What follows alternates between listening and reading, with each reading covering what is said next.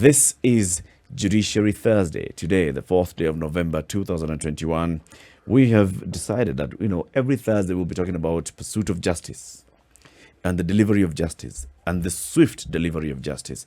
And just to tease this up, for tomorrow we'll have a conversation with the Director of Public Prosecutions, Noordin Hajing. He'll be joining us at 8 a.m.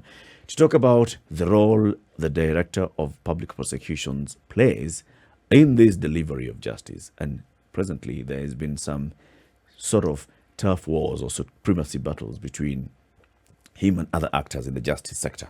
But let's first of all talk about the judiciary itself and how the judiciary is taking us towards achieving and realizing justice. Joining us this morning is the president of the Kenya Judicial Staff Association. They call themselves the Kenya Judiciary Staff Association, Boru Wako. Welcome to Kenya's biggest conversation. Asante sana, Eric. It's good to have you on the show. We call that the hot seat. You are aptly dressed. Your tie is enough. So let's just warm up the whole conversation, getting to understand what role all the staff in the judiciary have to play in making sure that this wheel of justice that they keep saying is very slow in grinding. Can we just add some 2 or 3 more gears? I mean, we are in a modern age. Even the smallest car has 6 gears now. Surely. Anyway, let's start with understanding who's the Judicial Staff Association. The Kenya Judicial Staff Association comprises of all the non-judicial staff. We call them non-judicial, other than judges and magistrates. The judiciary has 2 parts. We can call them the judges and magistrates, who are the ones deliver justice daily in courts. They hear the matters. And we are the other part that we support them in delivery of that mandate. So our work mostly is all the administrative work. We do assist and support them in the matters of delivery of justice. It comprises of all the accountants, the clerical officers, the procurement officers, and just name them. Anyone who is not a judge or a magistrate is a potential member of the Kenya Judicial Staff Association. So we're talking about the registrars of the various courts and magistracy. We are talking about court clerks, directors of various departments, in training, Judicial Training Institute, all those. The registrars and the deputy registrars fall at the level of the judicial officers. Okay. They are mostly magistrates by profession. Okay. So all the other members are our potential members of the Kenya Judicial Staff Association. But as at the moment, the majority of the members are the clerical officers, the assistants, we call them office assistants, the secretaries, procurement officers, the accountants, those who are at the mostly, not to say at the lower cadre of our hierarchy. These are hired and managed by the Judicial Service Commission. Yes, we are all employees of the Judicial Service Commission. Okay. So suffice to say that these wheels then we are talking about, without the staff, then it would be very difficult for judges and magistrates to do the job. So you can't come with your own, essentially. So without the staff that basically runs the operations of the judiciary, it would be very difficult then to deliver justice. Would you go as far as saying that? Yes, that is very much true, Ondu. I will say that we are the foot soldiers. We are the first people that any person who is accessing justice through our courts will meet, be it at the gate when you are coming in, at the customer care desk, and at the registries. We are the first point of contact with all our litigants. So to say that we are integral part, we are a core part, it is very much true. And what we normally do contributes a lot to what our judges and magistrates do in delivery of justice. Okay. List for us all the people who fall into the category of what you're calling judicial staff. Let me name them by cadre. Yes. The majority are the court assistants. In other government entities, they are called clerks. They are clerical officers. So we call in our transformation and organizational review, we renamed it to call them court assistants. Okay. So we are now, these are the majority. The others are office assistants, the secretaries who normally do the typing and also assisting our judges and magistrates in typing, their judges who do the writing by hand. We have the procurement officers who are professionals in their own line, the accountants who are professionals in their own line, and even we have security guards. who are not hired, but security wardens who are part of the civilian staff. Seconded or employed by the Judicial Service Commission? By the Judicial Service Commission. Previously, they were employed by, now, mostly we've gone, Judicial Service Commission has now outsourced that service. But previously, we had security wardens who are, they used to man our gates. So they are the ones who form the majority. And then also now comes the cleaners and the others. Admin staff, basically. Yes. All the admin staff, like at the HR, we have the human resource officers who are also our potential members. We say potential members because the membership there is voluntary. It's not that a must that you work in the judiciary so that you become a member. It's voluntary. So some of them are members and some are not. So what does this association then do? Is this like an association to push for rights and better working conditions for its members? Or is it an association that is recognized by the Judicial Service Commission as an arm that helps in the delivery of service? Or is it a SACCO? Is it a SACCO or a union? We are not a SACCO or a union, but we do, the judiciary recognizes us as an avenue through which our staff channel their issues. You know, we are all over the country. Our voices cannot all reach, let's say, the Judicial Service Commission. So I would like to say, or to appreciate Honorable Justice Mutunga. During his tenure, that's when now the association was formed. And it was through the association that we channel our issues. So mostly ours is just as like a bridge, and we bring our members together, a central place whereby we can channel the issues. And if there is anything about representation also, we represent our staff in the various committees and places. The Association of the Judicial Officers, this is the Judges and Magistrates Association, is very powerful. In fact, it has representation. It has a seat reserved for them, 2 seats reserved for them in the Judicial Service Commission. Yes. Do you people need a seat at the Judicial Service Commission as well, in all fairness? This has been an internal debate that has been going on, whether we need one at the Judicial Service Commission. In my humble personal opinion, I think we need also representation at the Judicial Service Commission from the Kenya Judicial Staff Association. But as we all know, this is a constitutional matter that needs a constitutional amendment. But in the spirit of shared leadership and hearing the voices of everyone in the institution, I believe that the staff also will have done much better if they also have a representation. What would you add to the Judicial Service Commission and the better management of the judiciary if the Judicial Staff Association was also represented in the JSC? What we will add to the commission is that, one, mostly our staff are the people, let's say, on the ground. I'm not saying that the others are not, but we have that feel with the mwananchi on the ground. So whenever we have any issue, we believe that it is grounded. It is there from the grassroots. So that is the other touch that we will add to what the commission might be lacking. But Eric, consider for a minute, you get to see what we refer to as judicial officers when you have an issue in court, which requires you to go before them. But even if you don't go before them, matters of the judiciary are run on a daily basis. The wheels turn. And Mr. Wako here represents these people who get this wheel to turn. Now, can anything get more integral than that? Because in the absence of their contribution, yes, we will have what we know as a judicial service, but how will they function? They could try. So, in my mind, even as you're asking the question, I thought, but representation is like the same argument we have with our political system. Why do we have representation at the level of the county and at the level of the ward?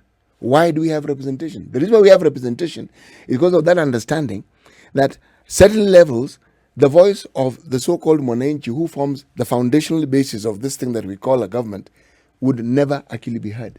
Yes.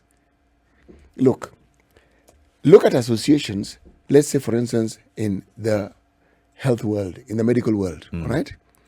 Every medical discipline has an association of sorts, okay? And for the longest time, the only people they allow are people who are qualified in that discipline. If you're a pediatrician, you belong to the Pediatricians Association, Kenya Pediatrics Association. If you're an obstetrician, gynecologist, etc., etc.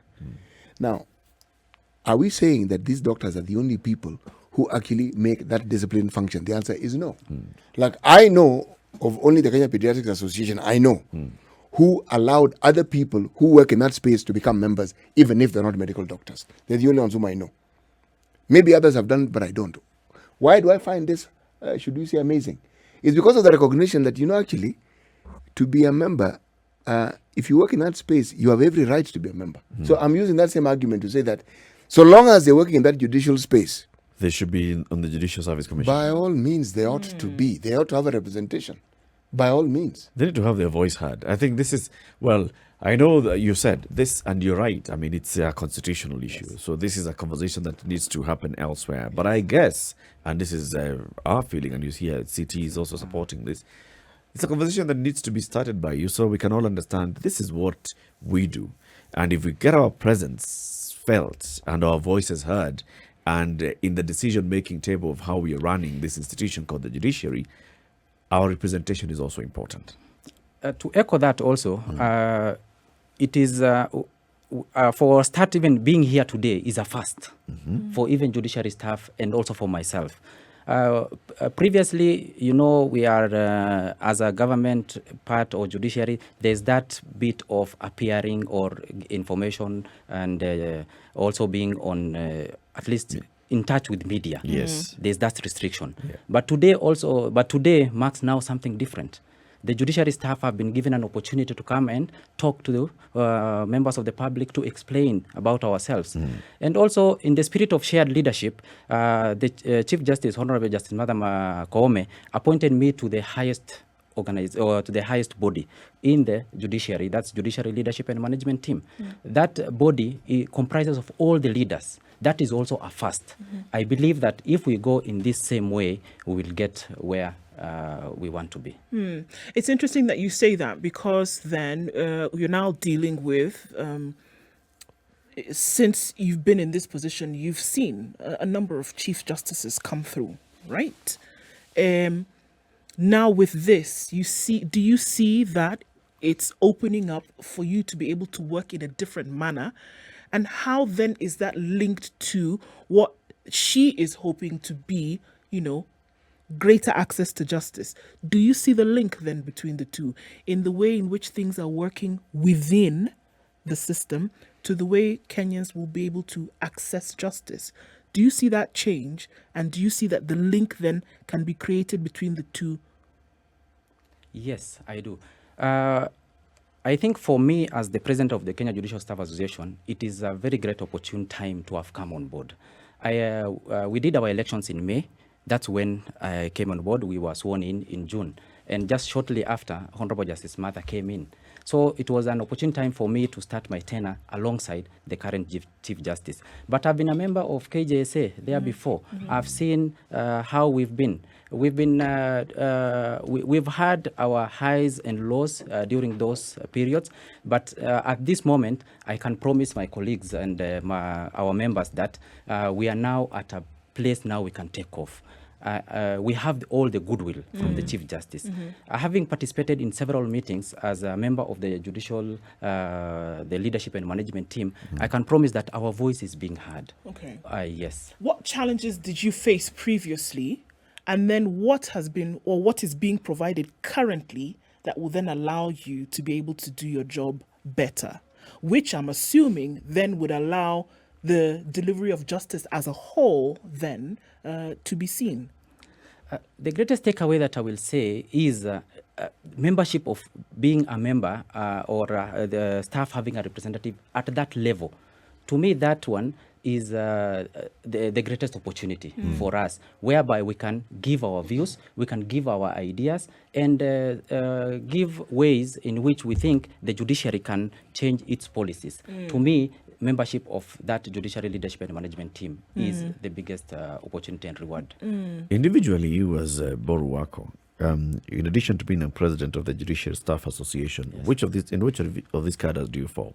I am an accountant by profession. All right. I was first employed as a clerical officer, let's say an interpreter of Borana language. I was posted at Isiolo. So I was a clerical officer. I studied accounts and CPA. That's when I was redesignated to accounts. That's my profession right now, although I'm also a student lawyer. Hey, moving up. Moving. All right. There are many people who would say, just like you said, that the judiciary staff, the members of your association and the potential members are the ones that are constantly in touch with the public, with your litigants. Anybody who's coming to court will meet some member of the Judiciary Staff Association at one level or the other. Even by the time now you're getting to meet with the judicial officer, magistrate or judge, you have dealt with you. So then other people would say, when you talk about corruption in the judiciary, the enablers and facilitators are your members. So how do you address that? First of all, is it a true representation? That statement, I will say it. There is a perception. There is a perception part of it. In that, empirical data sometimes needs to be collected, and but it is true what the members of the public do say, that there is that perception of corruption. And I admitting that we are the first people, so we can be the avenue through which this bad habit can be happening. But we are also, on the other part, yesterday, the Chief Justice launched a system review. She invited the EACC to do a system review, whereby now we are going preventive, not how we were before, whereby we were just looking for those who have been implicated in this act. So we have a great role to play in preventing corruption and corruption not happening in the judiciary. So this is something that we as the members and the leaders of this association, we are alive to, and we've started our campaign to talk to our members of the public, our members of the KJSA, to talk about issues corruption and also among issues that are affecting us internally. Tell us about that order by the Chief Justice and the invitation of the EACC. So what are the EACC going to come and do? The EACC are coming to appraise. One of their function also is preventive of corruption. So they are coming to look at our systems and our workings, and also from their report, which now they are going to do on records management and registry processes. That was one, and the other one is project. So the one that affects us mostly is the court processes. So they are coming and look at loopholes. What loopholes exist in this system, such that it's an avenue through which corruption can come. So they are looking at that, and then they will give their report, and the Chief Justice and the Judiciary can implement on the loopholes and the weaknesses in the system. You know, the reason why I'm a bit silent, I'm thinking about what it is you're saying and how easy it is to actually bypass something that is actually very fundamental. I'm going to explain what I mean. You see, whenever we think of the justice system, at least me, I think of court, judge, magistrate. That's what I think Done. of. And beyond that, I don't think of anything else. However, the question I ask, if the system that you work in that takes care of the administrative aspects of the judiciary, if it was enabled to do what it can actually do it to its very best, how much more efficient and how much more robust would the judiciary service be? This is what was occupying my mind. If everything, well, it's not possible, but if most of what is considered fundamental... If things worked as they should. Thank you, Eric. How much more efficient would the delivery of justice, how much more, as I said, robust would that entire system be? And then I went beyond it in my thinking. What would that mean for the country? Indeed. What is it that you do that you currently are doing, or maybe if systems improved could do, that would make justice delivery be more swift and faster? Such that if I've been taken to court by somebody, either by the DPP or by somebody else, in a civil matter, that case can be concluded quickly. What is it that the members of your association do to assist the judicial officer reach their decision faster? One is mostly records management and registry processes. We have a lot of role to play in the course list that will come before a judge or a magistrate. We've heard of files missing sometimes.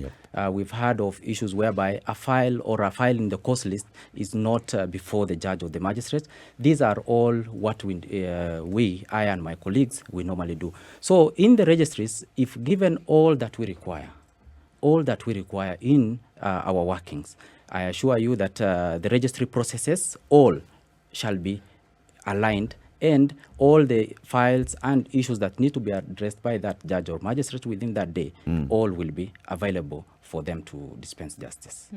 Let's take a break. Today we are opening up the judiciary and getting to understand everything that works in this particular engine, all the bolts and nuts and all the pistons that keep moving. And we are talking to the president of the Kenya Judicial Staff Association, Boru Wako, telling us about the job that other individuals who work in the judiciary do. We know the magistrate, like City is saying, judges and magistrates. And then beyond that, maybe the person who reads the case and tells you, umeshtakiwa una, right? And that's now it's called the court assistant, right? Beyond that, there's the office assistants, the secretaries, people who work in the accounts department, people who work in the procurement department, people who work as security wardens, people who assist the whole chain to work and function properly. And we want to understand what role they play in delivery, on swift delivery of justice. In the room is C.T. Muga, Ndu Oko, Eric Latif, and our guest today, this being Judiciary Thursday, #Judiciary Thursday, is Boru Wako, President of the Kenya Judicial Staff Association. And this is the association that represents all the other staff who work in the judiciary, apart from judges and magistrates. And judges and magistrates, we also added the registrars who are in the rank of magistrates. Okay, so everybody else. Now, when you talk about the question that City was asking about, how can this system be improved to make things work faster? I recalled a conversation that we once had with a former chief magistrate in the anti-corruption court, and he was telling us about, and you even mentioned it today, judges and magistrates come to court with pen and paper, and they are listening to all the submissions, and they are writing by hand. Yes. And then now this is going then to be typewritten by somebody, a secretary in the office later, who has to read the judge's handwriting and understand it and not confuse what has been said. Not guilty, not to be guilty. Make sure that they get it right. Now, how many more of such support do we need? And I'm going to ask directly. For example, translators and transcribers. When the process is ongoing, can somebody else be recording this instead of the judge and magistrate? A stenographer. To be in court, to be capturing all the information as it's happening, or even as it's being recorded, because it's recorded, right? And you have a system similar to Parliament, the Hansard, which is capturing all this. Yes. Why can't this just be done in court as everything is going on? We've had a pilot project of court transcription, which some people have been saying that we've been piloting it for too long. But it has been happening. It has been going on for several years, but mostly at high court level. Okay. For the magistrates, who are the majority and spread throughout the country, that has not been rolled out. But the transcription service has been happening, although it has been very slow due to other external factors, which are beyond maybe me to say. But what entails, or what my colleagues' role, as you said, they do the typing. I would like to appreciate them for going through that task of reading those handwritings. It's only, you might find that one secretary is not able to service all the magistrates in a court station. We have an organization review which was done recently, and it showed that we are operating at 50% of our optimum. So we need more secretaries to type these proceedings. What does this mean? It means that at appeal levels, these records are needed for members of public to file their appeals. So we are not able to service the number of typed proceedings that are needed at higher levels for appeals. So once we get more secretaries, or we go now digital and the proceedings are typed, we are able to help in access to justice through that manner. So also for the court assistants, the organizational reviews recommends that each judicial officer, each judge or magistrate should have 2 clerical officers or court assistants in our parlance. But currently, we are also at 50% level. Most of the staff that you find in the registries, some of them, their JD, job description, is not what we might think it is. It is maybe that office assistant whose work is not actually registry, who is coming to help in access to justice for members of public. If essentially we put only court assistants in the registry, which is their work, will not operate even for a day. Sometimes the accountants and the procurement officers also come and help in this other part. I'm hearing what you're saying because what you're asking for now is more capacity to be able to do this job for which only a 50% operation is happening, right? Yes. Whereas it is very clear that what you need is a stenographer, is a transcriptionist at some point, not a secretary to type up what the magistrate is essentially writing in court. Yes. So then what that does is that it frees up the secretary, the assistant, to do something else to increase this percentage of capacity operations, right? Yes. So how far and how much can you, because you are the ones who feel the brunt of this pressure. And when we are talking about the delivery of justice late at the end of the day, that's what we see. We're not really looking at all these things that are happening to say, how can justice be delivered? But there's so many levels through which all of this has to happen, right? So how far then can you agitate? Because you bear the brunt of this. You feel the pressure a lot. How much can you agitate for these things to happen? I mean, if I hear it off the top of my head, a pilot project for years is... It's no longer a pilot project. It's not a pilot project. Yes. You know? So how much can you really agitate for these things to happen? Right now, we have a forum through my representation at the Judiciary Leadership and Management Team to talk about all this. And I would like to appreciate the vision of also of the Chief Justice in enhancing access to justice. We've seen now the advertisements whereby we are seeking to employ more. All these are issues now will help our members also in terms of workload, which one person is currently bearing. So the vision of Chief Justice falls entirely, if I read it and I look at my mandate, if the Chief Justice delivers on her vision, my mandate as the President of the Kenya Judicial Staff Association will also have been very much eased. Sure. Because in her vision, she talks about, one of the line is that the system is as good as its people. These people are the ones whom I represent. So when she says we develop a team of judicial officers, judges, and staff, all these issues, when we achieve them together, I believe that access to justice for members of public will be enhanced. And my mandate as the Kenya Judiciary Staff Association and also our members, we shall be happy lot. Boru, from your observation, this pilot that took a couple of years on stenography services, did it work? Did it improve efficiency? Yes, it did. It did improve efficiency because the pilot was mostly at the commercial high court, commercial sector. We know how much the commercial cases hold in terms of money that should have gone to our economy. So it has helped a lot in easing the work because also our number of judges also. The same, we are saying that the staff also are not, our staffing levels are low. The same also applies to the judges and also the magistrates level.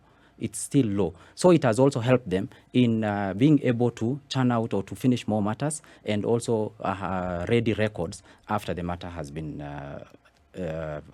finished. Sorry, go ahead, Eric. I just wanted to follow up with that and just to understand, what does a stenographer do? We don't have stenographers per se, but in that, the pilot is at the transcription, whereby the proceedings are recorded, and later it is converted and retrieved. So it has to happen like that. It has to be recorded, and then somebody had to go and listen. Yes. And basically transcribe. And write everything down as it was happening in court. Yes. I see. But in the traditional sense, stenographers actually transcribed it in what you call shorthand. Live as it happened. Yes. But then, with the recording, as you correctly put it, people who are trained in transcription would do an excellent job, because As a transcription takes, stenographer, yeah. yes, one, you transliterate, meaning it's a word for word Of everything that has been said. you put it, and then the second level, the meaning, the import of it, meaning you're not just saying, I am going to the market. Ninaenda sokoni. If you translated ninaenda sokoni into English, you start with going, Yes. not I. Yes. Okay? Now, what am I saying? I'm asking the question, would technology properly and appropriately applied make your work efficient and more, again, favorite word of mine this morning, robust?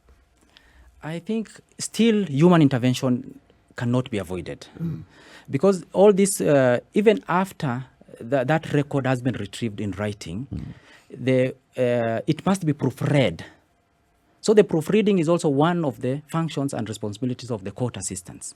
They have to proofread it, check it against what was in the original, maybe shorthand, and also what was recorded. So you have to compare. So still human intervention will still come in. City. No, I agree. The human element thing, I'm in full support of. I am simply thinking, let me explain to what I'm thinking, okay? I am now perhaps going into some futuristic research work here, but you even have software that can translate for you what is being said, okay? It requires tweaking and understanding, and it requires an appropriate, should we say, configuration for it to understand what we are saying, okay? But the point is, with technology, there is a lot that is currently tedious, whose tedium can be reduced and an efficiency enhanced. That's really all I'm saying. Yes. And even with all this, you cannot do away without the human intervention. It is not possible. There'll be at some point some quality checking. Yes, my friend. What if even with AI? Yeah, yes. You still have to bring. What happens if it goes haywire for you? Then what do you do? Because technology, at some point, something will require upgrading. It will require, as I said, human intervention. Yes. Now let me ask you a different question. I am thinking of the work that goes on outside the court system or within the court system, but it's not visibly seen. Yes. How do you ensure that the personnel you have are appropriate for the task? Is there specific training? Are there special courses that people are taken to be able to fit into the system? What happens? When we employ, there are only the minimum qualifications. For example, the one that is in the public domain right now for the court assistants. It's only a level of high school level, Form 4, which is required. I think C- or I think C-. So after that, there's no any special requirement or any special training that one goes through, except now where I am stationed at the Judiciary Training Institute, whereby induction, you are done an induction process, because our work mostly is different from any other government entity. So there's only that induction that is you are taken through, and trainings which are tailor-made for us on matters, maybe the court processes. At least you have to have basic understanding of the procedures. Although previously, because of our numbers, all of us are not able to go to get that training, but it is a very important element for us, at least to be integrated well and to be able to understand the system and how it works, because we are not lawyers, and yet the procedure is Everything guided by is the law. Yes. In fact, now, your own personal experience, you joined the judiciary as what we are now calling a court assistant, right? Yes. Translating from Boran and assisting the court in understanding the language. You upskilled yourself, took yourself through training. You're now an accountant, CPAK. You are still in school studying law. Now, looking back from your understanding of the system and your understanding of the law as you're getting through your training, is it important to get a different kind of cadre or training or qualification for the court assistant? For us, we went through hardship for one to at least to understand the system. If you don't get a good mentor, a good colleague who will train you on the job, I think you will be misguided. For some of us, we were very lucky to have got such a colleagues. So that is also what we should pass on to our other colleagues.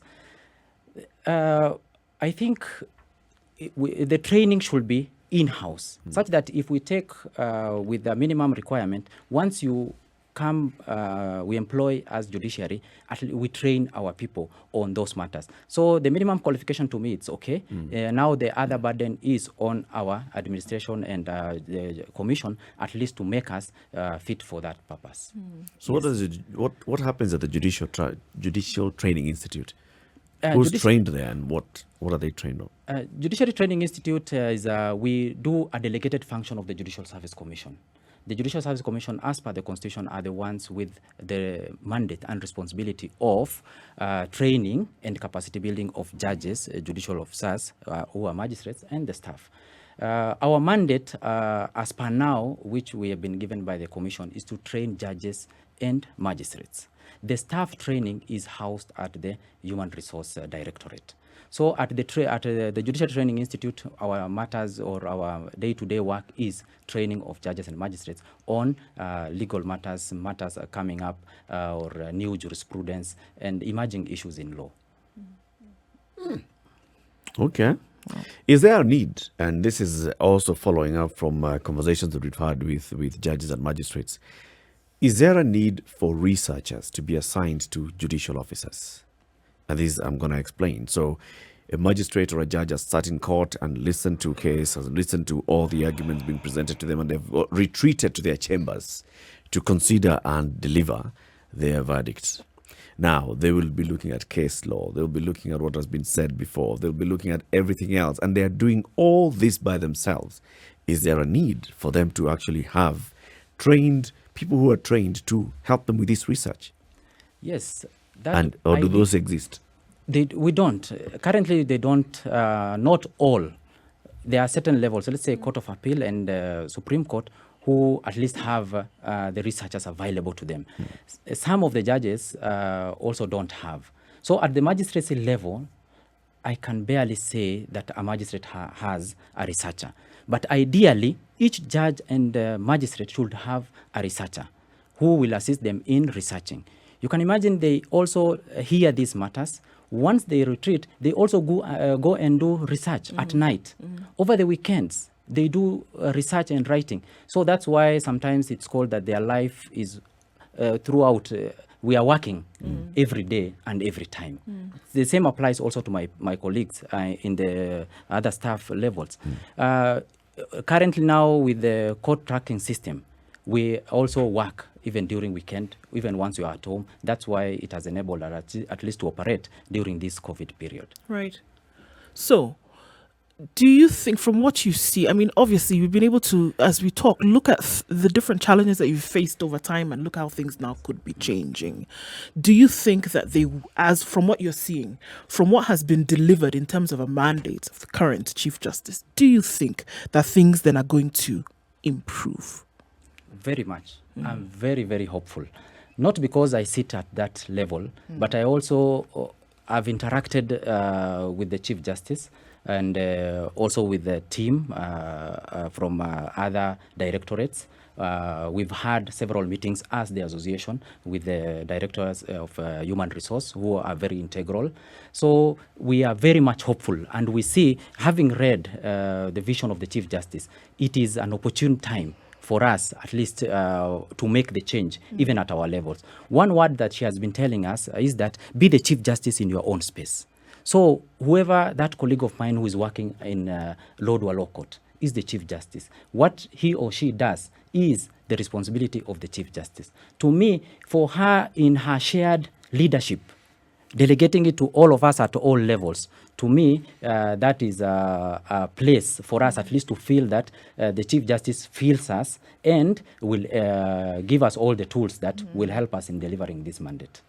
Actually, it's a very effective way of communicating. You know, I'm thinking of the time before the new constitution, when you heard of the chief, you understood that that was the president's representative at that particular level of government. A district officer, the same, and a DC. And these people were powerful. Very powerful. Yes. Yes. So it means that within the judiciary, if you have that particular mandate, I'm not even thinking of the power, I'm thinking of the responsibility that goes with it. Yes. So you handle whatever comes before you with that understanding that at the end of the day, you are representing the highest office. There's also this systemic attitude, right? And we've talked about the public perception, and that's just the way the public sees that these are the way that things happen in the judiciary. Now we're talking about, brick and mortar, pen and paper, things that we can actually see changing in order for the job to be done. What about shedding of that historic systemic attitude? Do you see that then can also change moving forward, where it is supposed that the system allows certain things to happen in a certain manner? Will that also change, you see? Or are we pouring new wine into old wineskins? No, we will change that perception also. Why am I saying so? Even for us, I said we started when I came into office. That's also the time that the Chief Justice came. I would like to say my colleagues, when they voted our current officials in, they were also very hopeful that we will also go in a different direction. Yes, we knew by that time we did not have a Chief Justice. A new Chief Justice will come in. So for us also, we are very much, we have a lot of expectation from our members. In the same way, we will also, one of our discussion is that we will also talk to our members to ask them to deliver on our mandate and also to shun that perception that has been out there in the public. That is a responsibility we have as the officials of the Judicial Staff Association. I'm sure one of the things that your members expect you to do is to go there, and now that you're in leadership, to negotiate for better terms for them. Yes. And better working conditions for them. What are some of the things that they are saying that this is what we require? For example, I had a conversation with some members of the Judges and Magistrates Association, and at the magistracy level, main issues of concern were security, which is very important for them, and also the way that their administrative issues are handled with the JSC. What are some of the main concerns of the association members of the judicial staff? Ours, security, we cannot say it applies to us mostly because we are many. Yeah. We understand the government cannot give all the 6,000 of us security, but we also face some aspect of it. We do live with members of the public. When I sit there and I interpret that case, when members of public go out there, because I'm the one who interpreted, they will say, huyu ndo aliamua. He is the one who decided.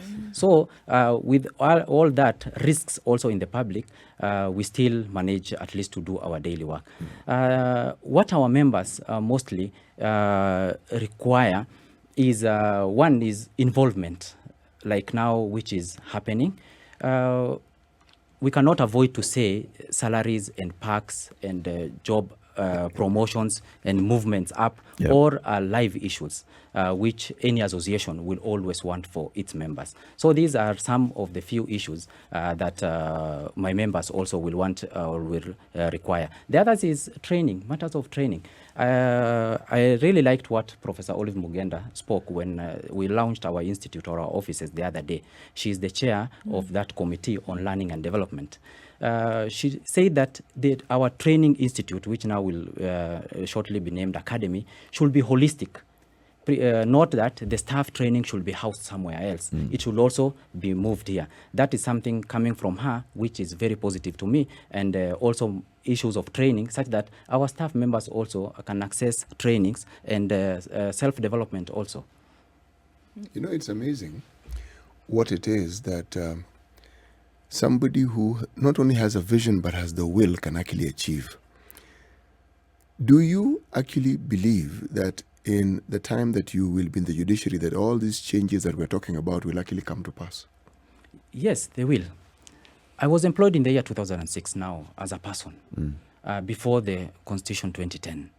So between 2006 and 2010, I saw what the judiciary we went through. I was serving at Isiolo Law Courts then until 2014 when I was transferred to Judiciary Training Institute. So through Justice Mutunga, I saw what we achieved.